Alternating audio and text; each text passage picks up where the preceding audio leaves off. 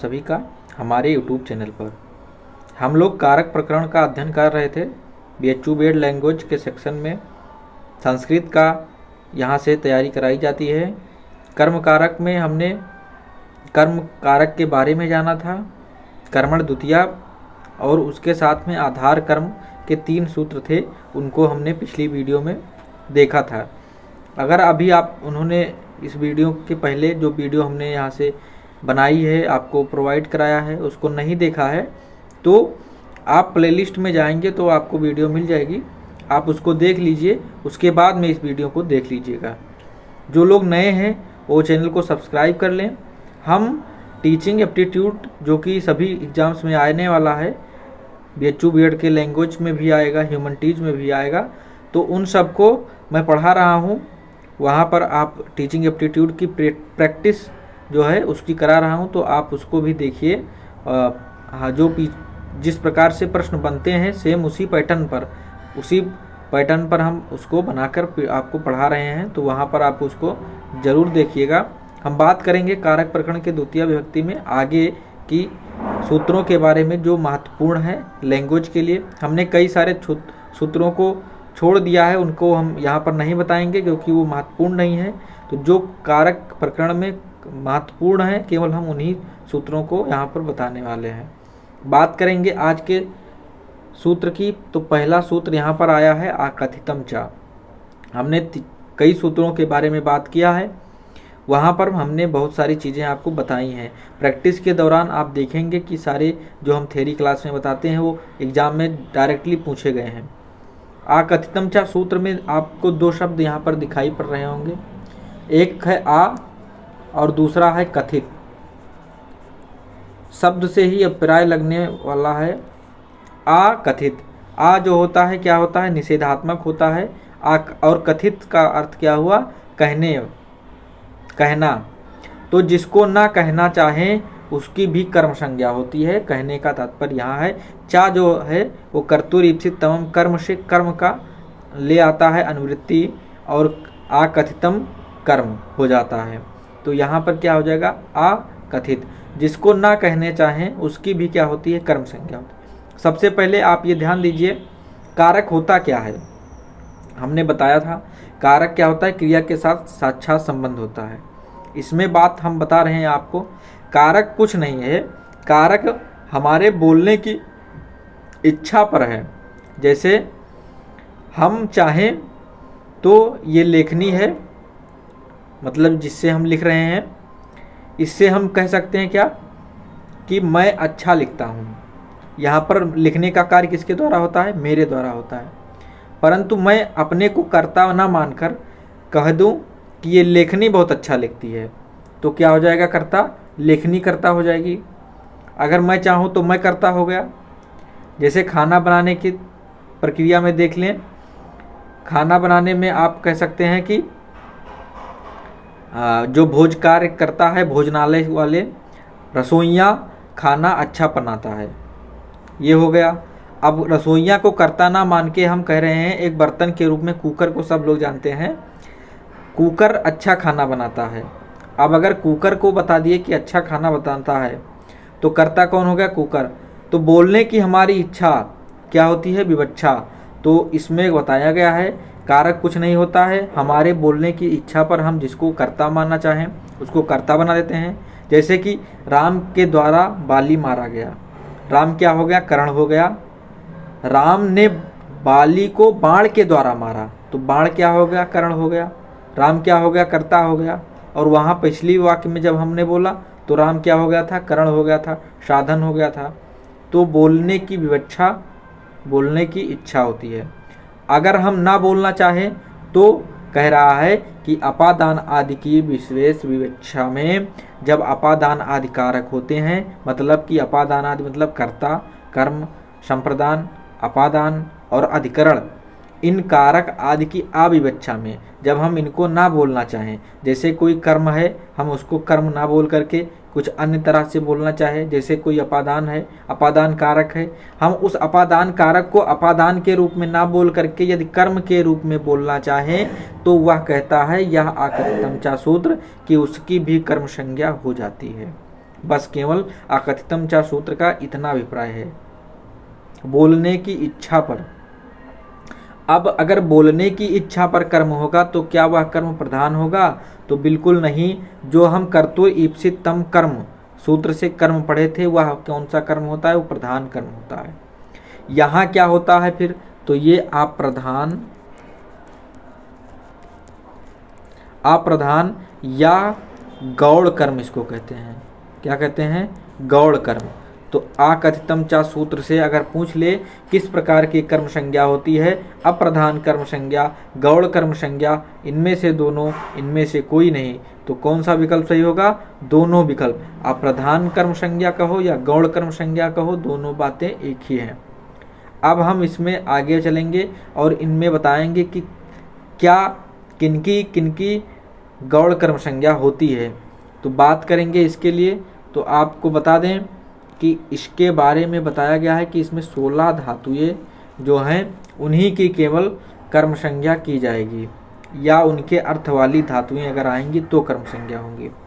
आपको केवल करना क्या है? इन उदाहरण जो मैंने लिख रखे हैं, इन उदाहरणों को आपको याद कर लेना है।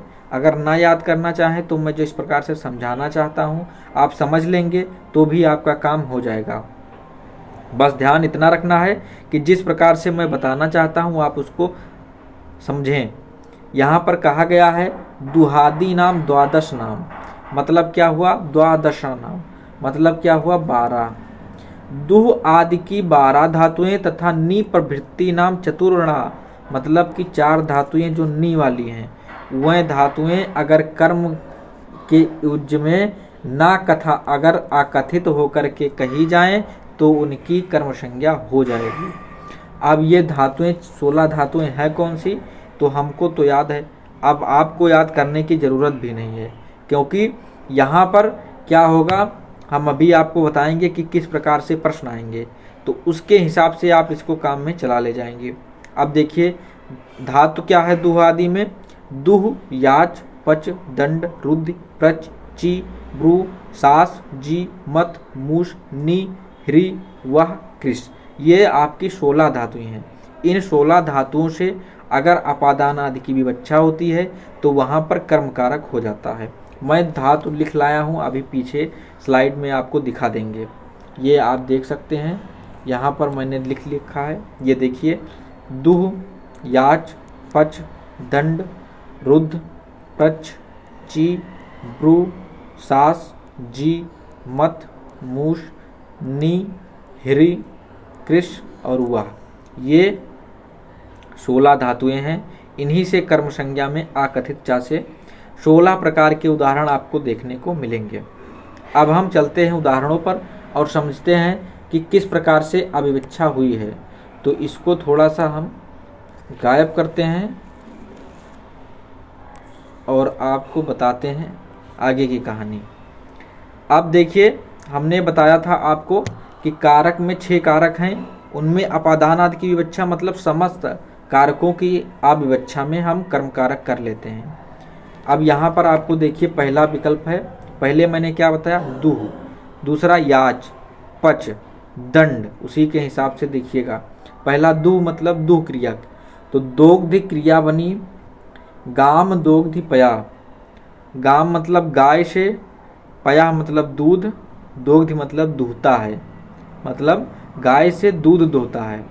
अब इसमें क्या हुआ कि दोग्धि तो क्रिया है, दूहने की क्रिया के द्वारा, इप्सित क्या है? दूहने की क्रिया के द्वारा क्या चाहता है? तो दूध को चाहता है। तो दूध क्या हो गया? इप्सित, मतलब कि प्रधान कर्म। अब यहाँ पर मैं लिख दे रहा हूँ, दूध क्या है? दूध क्या है? प्रधान कर्म है, प्रधान कर्म।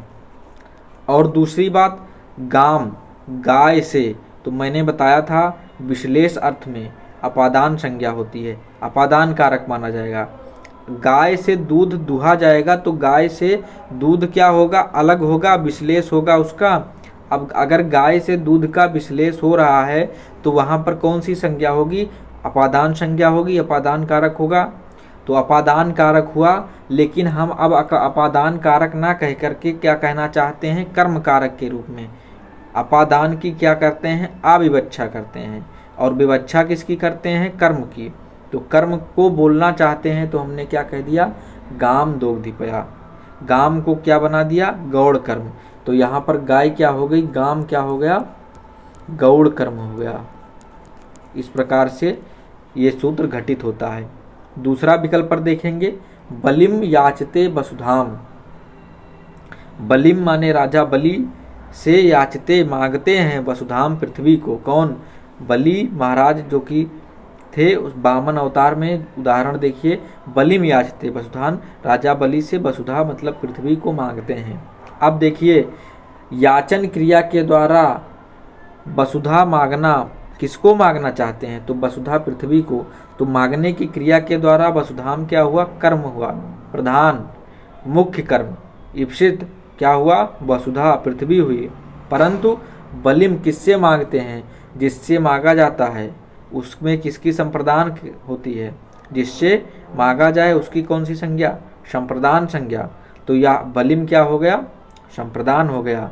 और यहाँ पर अपादान भी हो जाएगी, क्योंकि पृथ्वी के विश्लेष हो रहा है तो अपादान भी हो गया। तो यहाँ पर हमने क्या, इसकी अविवक्षा की, और यहाँ पर बलिम क्या हो गया, गौड़ कर्म बन गया, और वसुधाम क्या बन गया, प्रधान कर्म बन गया। और आकथितम चा सूत्र से बलिम की क्या हो गई, गौड़ कर्म संज्ञा हो गई। ये बात समझ में आ गई। दूसरा विकल्प आप देखेंगे, दूसरा विकल्प क्या है, अगला विकल्प, अवनीतम विनयम याचते। अवनीत से विनय मांगता है, विनय मतलब विनम्र, विनम्रता मांगता है। अवनीत कोई व्यक्ति है, उस व्यक्ति से कोई याचते मांगता है क्या, विनयम, विनय को। अब यहाँ पर देखिए, विनय क्या है, याचन क्रिया के द्वारा विनय क्या है, इप्सित है। तो विनय इप्सित है तो यह क्या हुआ, प्रधान कर्म। लेकिन अवनीतम से मांगना, तो अवनीतम विनयाय याचते हो जाता, विनय के लिए मांगता है, जैसे कि। तो यहाँ पर संप्रदान हो जाता। तो ये क्या हो गया, ये हो गया प्रधान कर्म, ये क्या हो गया, गौड़ कर्म। तो यहाँ पर इसको ध्यान में रखिएगा, ये हो गया गौड़ कर्म, और ये क्या हो गया, प्रधान कर्म। प्रधान कर्म कर्मतुर इप्सितम से कर्म, और गौड़ कर्म आकथितम चा सूत्र से कर्म। तो ये बात देखिए। अगला प्रश्न, अगला विकल्प, थोड़ा सा वीडियो बड़ी होगी, 16 उदाहरण केवल इसी के हैं। अगर ज़्यादा बड़ी हो जाएगी तो हम अगले जो सूत्र लाए हैं उनको अगली वीडियो में बताएंगे। तंडुला ओदनम पचति, तंडुलान, तंडुलान मतलब क्या होता है, चावल, चावल से ओदनम पचति, ओदन मतलब क्या होता है, भात, पका हुआ। तो पका हुआ, पकाता है। तंडुलों से क्या होता है, चावलों से क्या होता है, भात पकाता है। अब पचत क्रिया के द्वारा पकाना किसको चाहता है, ओदन बनाना चाहता है, तंडुलेन। तो करण क्या हो जाता, अगर इसको हम क्या है, ये करण कारक में है, ये करण की अविवक्षा में। करण क्या होता है, साधन। साधन क्या है, भात बनाने के लिए साधन क्या होगा, चावल होगा ना, तो तंडुल होगा ना। तो तंडुल की क्या हुई, अविवक्षा में। तो तंडुलान में द्वितीय किसके सूत्र से लगा, आकथितम चा से। तंडुलान में किसकी अपेक्षा हुई, करण की, साधन की। तो तंडुलों, चावल से भात पकाना चाहता है। फिर अगला देखिए, गर्गान शतम दंडयति, गर्गों को 100 रुपये दंडयति, दंड देता है। गर्ग क्या है, एक गोत्र वालों को कहा गया है, तो उनको क्या है, 100 रुपये दंड दिया जाता है, दंड लिया जाता है। शतम मतलब 100। अब दंडयति, दंड क्रिया के द्वारा किसको दंड, कितना दंड, तो शतम 100 रुपये का दंड। 100 रुपये का दंड देना तो विवक्षित है, मतलब कि कर्म है, प्रधान कर्म है। परंतु किसको, गर्गान को, गर्गों को। तो गर्गों को दंड देना किसके लिए हो गया, जिसको दंड देना जाता है उसको क्या हो जाता है, संप्रदान हो जाता है वहाँ पर। तो संप्रदान की विवक्षा में क्या हुआ है, अविवक्षा में। संप्रदान को ना कह के हम क्या कहना चाहते हैं, कर्म कहना चाहते हैं। तो यहाँ पर संप्रदान ना कह के हम कर्म जब कहना चाहेंगे तो ये क्या हो जाएगा, गौड़ कर्म हो जाएगा। ये क्या हो गया, गौड़ कर्म। और शतम क्या हो गया, ये प्रधान कर्म हो गया, और प्रधान कर्म की कर्तुरी ईप्सितम से और गौड़ कर्म की आकथितम चा से सूत्र की क्या हो गई, संज्ञा हो गई और कर्मकारक लग गया। ऐसे ही ब्रजम अवरुणाधि गाम, मतलब गायों को ब्रज में रुणाधि मतलब रोकता है। अब देखिए ब्रजम क्या हो गया, गोकुल आप मान लीजिए, तो ये क्या हुआ, ब्रजम मतलब गोकुल, गोकुल मतलब एक आधार जहाँ पर रोका जाए, तो यहाँ क्या हुआ आधार, यहाँ पर आधार की क्या हुई, आविवच्छा, आविवच्छा। और ब्रजम क्या हुआ, ब्रजम हुआ गौड़ कर्म, ब्रजम हुआ गौड़ कर्म, और गाम क्या हुआ, गाय क्या हुई, कर्म हुई। रोकना किसको चाहता है, तो गायों को रोकना चाहता है, लेकिन कहाँ पर रोकना चाहता है, गोकुल में, ब्रज में रोकना चाहता है, परंतु हम आधार ना कह करके कर्म कह दिया हूँ, और कर्म कह दिया आकथितम चा सूत्र से हो गया। माड़वकम पंथानम पृच्छत, बालक से पंथानम रास्ता पृच्छत माने पूछता है, तो पृच्छत क्रिया के द्वारा क्या पूछना इच्छित है, पूछने के लिए किसका क्या पूछना चाहता, तो पंथानम रास्ता पूछना चाहता है, लेकिन किससे पूछना चाहता है, अगर आ जाए तो माड़वकम हो जाएगा, तो माड़वकम क्या हुआ, साधन हो गया जिससे वह पूछना चाहता है। तो क्या हुआ, यहाँ पर क्या होगा, ये आविवच्छा हो गई और ये विवच्छा हो गई। तो ये बातें ऐसे ही हैं। अब हम थोड़ा आगे जल्दी से समझाते हैं। ये देखिए वृक्षम अवचिनोति फलान, वृक्षम क्या हो जाएगा, वृक्ष से अवचिनोत माने चुनता है, फलान माने फलों को, तो वृक्ष से फलों को चुनना, तो फला चिनोत क्रिया के द्वारा फल को चुनना क्या हो जाएगा, इप्सित हो जाएगा। लेकिन कहाँ जो वृक्षम है, ये वृक्ष क्या हो गया, यहाँ पर आधार हो गया, और आधार की आविवच्छा में क्या हुआ है, कर्म हुआ है। माणवकम धर्मम ब्रूते शास्तिवा, ब्रूते माने कहना, शास्त्र माने शासन करना या उपदेश देना, धर्मों की, तो माणवकम माणवक से धर्म की को कहता है या उपदेश देता है, तो धर्म को कहना या उपदेश देना में क्या हुआ, यहाँ पर धर्म की क्या है, प्रधानता है, तो ये प्रधान हो गया। और माणवक से, तो माणवक क्या हुआ है, अपादान कारक में आया, तो यहाँ पर माणवक क्या हो जाएगा, आविवच्छित हो जाएगा। फिर अगला देखिए शतम जयति देवदत्तम, शतम माने 100 रुपये, जयति माने जीतता है, देवदत्त, देवदत्त 100 रुपये जीतता है, तो यहाँ पर क्या हुआ, जयति क्रिया के द्वारा 100 रुपये क्या हो गया है, विवच्छित, विवच्छित मतलब कर्तुर ईप्सित तमम कर्म, तो कर्म इसकी हो गई, और देवदत्तम की क्या हुई, आविवच्छा हुई। फिर देखिए मथनाद मतलब मथना, सुधाम माने सुधाम, यहाँ पर देखिए अमृत के लिए क्षीर निधि को मतलब समुद्र को मथते हैं, अमृत के लिए, तो के लिए जिसके लिए कोई कार्य किया जाता है उसकी कौन सी संज्ञा, संप्रदान, तो संप्रदान में क्या होना चाहिए था, चतुर्थी, पर क्या हुआ द्वितीया, क्यों, क्योंकि हमने आविवच्छा किया, हमने कहना ही नहीं चाहा कि यह संप्रदान के रूप में कहा जाए, तो यहाँ पर क्या हुआ, सुधाम में द्वितीया आविवच्छा हो गई। देवदत्तम शतम मूषणति, ऐसे ही ग्रामम अजा नयति हरति कर्षति वा वहति वा, नयति माने ले जाना, हरत माने हरण करना, कर्षत माने भी ले जाना, और वहत माने वहन करना, तो ये भी सेम उसी प्रकार से बन जाएगा। और देवदत्तम शतम माने 100 रुपया, देवदत्त से मुशरत माने उधार लेता है, तो यहाँ पर क्या हुआ, देवदत्त क्या हुआ, यहाँ पर देवदत्त शतम 100 रुपया उधार लेना क्या हुआ है, कर्म का मेन हुआ, मुख्य हुआ, गौड़ नहीं हुआ, मतलब विवच्छित है कर्म, तो शतम में द्वितीय विभक्ति कर्तुर ईप्सित तमम से, और देवदत्तम में किससे लेता है, तो देवदत्त से लेता है, देवदत्त क्या हुआ, संप्रदान हुआ, और संप्रदान की क्या संज्ञा हो गई, संप्रदान की अवेच्छा में, विवच्छा में, अविवच्छा में, संप्रदान की अविवच्छा में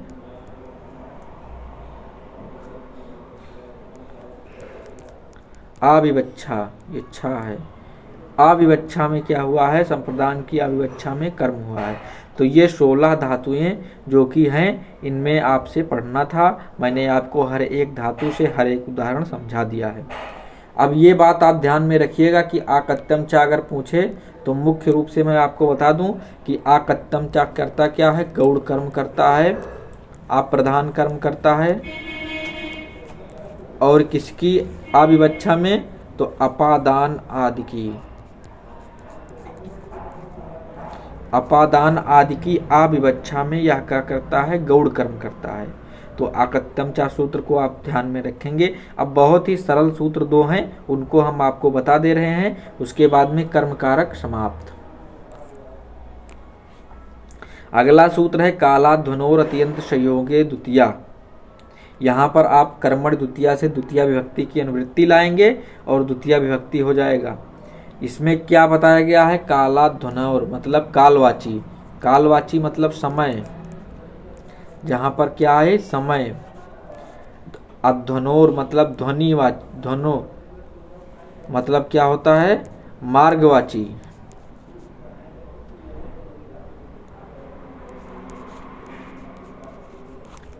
मार्गवाची का जब अत्यंत संयोग हो, अत्यंत मतलब लगातार संयोग बने तो वहां पर द्वितीया विभक्ति होती है। संयोग किसका होगा, तो गुण का होगा, क्रिया का होगा या फिर द्रव्य का होगा, किसी गुण का। अब गुण का कैसे, उदाहरण से आपको स्पष्ट करता हूं। मासम कल्याणी मतलब मास भर कल्याणकारी है। कल्याणकारी होना क्या है, गुण है। मास मतलब महीना भर या पूरा महीना, मान लो कार्तिक महीना, तो कार्तिक महीना क्या हुआ, कल्याणकारी हो गया। अब कल्याणकारी क्या है, गुण है, तो कल्याणकारी यदि गुण है तो क्या हुआ, गुण का अत्यंत संयोग हुआ है एक महीने तक, तो यहाँ पर क्या हुआ, द्वितीय विभक्ति लग गई, मासम कल्याणी। दूसरा क्या है, मासम अधीते, मास भर क्या है, अधीते, अधान करने के योग में, बैठने के योग में। तो मास भर एक महीने भर क्या हुआ, ये भी क्या है, समयवाची है। मासम गुण धानाम, ये क्या है, यहाँ पर अधीते बैठा रहा, क्रिया है, क्रिया के क्या हुआ, संयोग में। मैंने आपको बताया गुण के संयोग में, क्रिया के संयोग में, और किसके संयोग में, तो और द्रव्य के संयोग में, द्रव्य पदार्थ। तो गुण और धान क्या है, पदार्थ है, गुण समझते होंगे, धान समझते होंगे। तो मासम गुण धाना मतलब महीने भर गुण और धान है। क्रोसम कुटिला नदी, देखिए नदी क्या है, क्रोसम माने कोस भर, दूरी का वाची है, मार्गवाची। देखिए क्रोस भर, एक कोस भर नदी क्या है, कुटिला टेढ़ी है, नदी क्या है, टेढ़ी है, ऐसे नदी कही है, कोस भर। फिर क्रोसम अधीते और क्रोसम गिरी, कोस भर क्या है, गिरी पर्वत है, अधीते माने बैठा है कोस भर में। तो ये चीजें आपको ध्यान में रखनी है। ये अत्यंत संयोग द्वितीया से जब अत्यंत संयोग होना चाहिए, मतलब लगातार संयोग हो। ऐसा नहीं है कि कोई अगर बात कर लें यहीं पर कि महीने भर पढ़ता है तो द्वितीया विभक्ति हो जाएगी कालाध्वनोर अत्यंत संयोग से, परंतु महीने में 2 बार पढ़ता है तो दो बार पढ़ना क्या हो गया, ये अत्यंत संयोग नहीं हुआ है, महीने में 2 बार पढ़ना। इसलिए यहाँ पर क्या होगा, 2 बार पढ़ना संबंधवाचक हो सकता है, पर यहाँ पर कर्म कारक में नहीं जाएगा, द्वितीया विभक्ति इसकी नहीं होगी, किसकी, 2 बार पढ़ने की। लेकिन यही बात अगर कहा जाए कि महीने भर पढ़ता है तो महीने भर पढ़ना क्या हो जाएगा, कर्म कारक में द्वितीया विभक्ति हो जाएगी। अब हम बात करेंगे एक अंतिम और सबसे सरल सूत्र, वार्तिक है। अभितः परितः शमया निक्षः हा प्रतियोगे अपि, वार्तिक है द्वितीया। अपि मतलब भी, तो अभिता परिता समया निक्षा हा प्रतियोगे के योग में भी द्वितीया विभक्ति होती है। अभिता मतलब चारों तरफ, दोनों तरफ, परिता मतलब चारों तरफ, दोनों तरफ, समया मतलब निकट, निक्षा माने निकट, हा माने हाय के योग में अगर कहें तो भी द्वितीया विभक्ति होती है। अब देखिए अभिता कृष्णम गोपा कह सकते हैं, कृष्ण के दोनों तरफ, गोपा माने ग्वाले हैं, कृष्ण के दोनों तरफ ग्वाले हैं। परितः कृष्ण, परितः कृष्णम, कृष्ण के चारों तरफ ग्वाले हैं। तो अभिता के अगर लगाएंगे तो उपपद विभक्ति बनेगी कृष्णम का, तो कृष्णम क्या हो गया, यहाँ पर कर्म कारक उपपद विभक्ति में जाएगा। ये उपपद विभक्ति का वार्तिक सूत्र है, उपपद कर्म कारक करता है। तो अभिता परिता शमया निक्सा, इसको ध्यान रख लीजिएगा, इसे रट लीजिएगा। अभिता परिता शमया निक्सा हा प्रतियोगी अपि द्वितीया कृष्णम अभिता, क्या ग्वाला। अगर कहें अभिता मतलब दोनों ओर, तो कृष्ण के दोनों ओर, कृष्ण के दोनों ओर ग्वाले हैं। गोपा कर सकते हैं आप, दोनों ओर। अभिता मतलब दोनों ओर, परिता मतलब चारों ओर, समया मतलब निकट, निक्सा मतलब निकट, समया मतलब समीप या निकट, निक्सा माने समीप या निकट।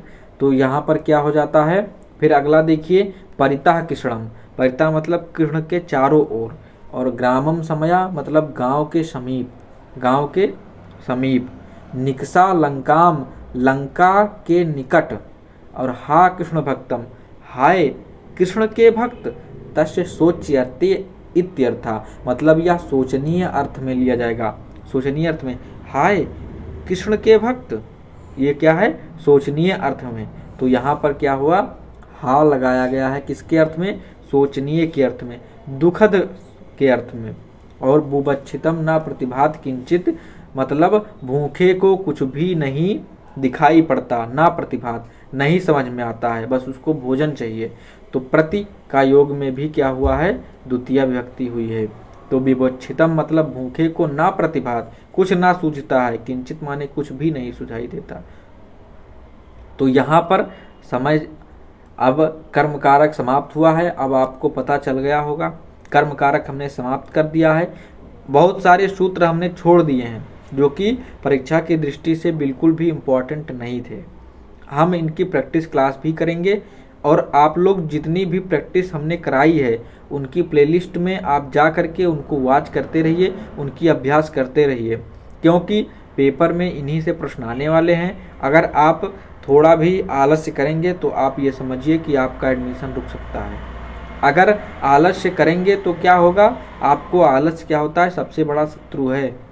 तो आलस्य नहीं करना है और लग के आपको मेहनत करनी है, आपको अपने लक्ष्य को प्राप्त करना है। अगर आपने लक्ष्य बनाया है डीयू का, आपने लक्ष्य बनाया है बीएचयू जैसे कॉलेज का, तो आपको वहाँ एडमिशन लेना है और इसके लिए आपको पढ़ना पड़ेगा। तो इसलिए आप पढ़िए, वहाँ से अभ्यास करिए। हम आपको क्लासेस थ्योरी दे रहे हैं, उसको पढ़िए, और इसके बाद में आपको क्विज टेलीग्राम पर 6 PM पर मिलना है, वहाँ पर क्विज करनी है। इसके बाद में आपको एडमिशन लेना है और अच्छे से बीएड करना है। तो मिलते हैं अगली क्लास में, तब तक के लिए नमस्कार।